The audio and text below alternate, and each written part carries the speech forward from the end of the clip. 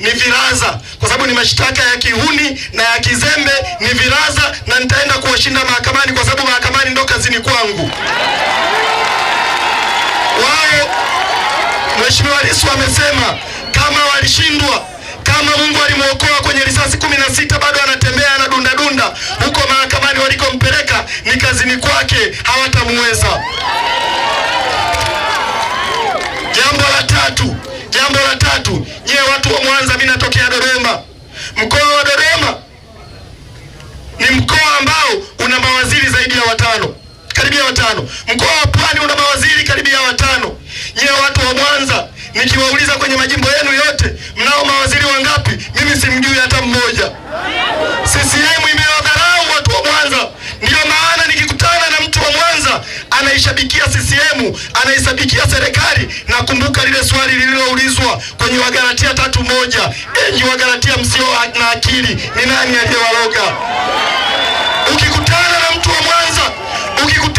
wa Mwanza wa Nyamagana anaishangilia CCM, muulize, ewe mwana Mwanza mwenzangu usiye na akili, ni nani aliyekuloga? Sisi Dodoma tunacho chuo kikuu cha UDOM, nyie mnacho chuo kikuu cha Sauti. Chuo kikuu cha UDOM ni mali ya serikali, chuo kikuu cha Sauti ni mali ya kanisa Katoliki. Sisi Dodoma tunayo hospitali ya Benjamin, ni hospitali ya rufaa. Tunayo hospitali ya mkoa wa Dodoma, ni hospitali ya rufaa. Nyie hapa Mwanza mnayo hospitali ya Bugando, ni hospitali ya mali ya kanisa Katoliki. Ukimsikia mtu anasema anashangilia CCM hapa Mwanza, mwambie wewe mwana Mwanza mwenzangu usiye na akili, nani kakuloga? Barabara zenu makorongo, kila kitu makorongo. Mnachimba madini hapa Mwanza, waziri wa madini anatoka Dodoma. Sisi kule Dodoma tunalima karanga, nyie wenye madini hamna waziri, waziri wenu ametoka Dodoma. Hizo ni akili matope.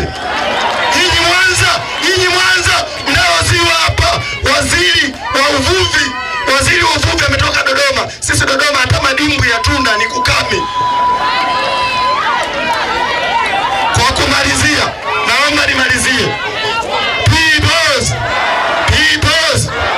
Mheshimiwa makamu mwenyekiti, Mheshimiwa katibu mkuu na viongozi wote, wako wahuni wanatembea huko mtaani, wanasema kwamba wanaondoka Chadema kwa sababu wameahidiwa, kuna biashara inaendelea kwenye taifa hili kwamba wataenda kupewa ubunge kupitia vyama vingine.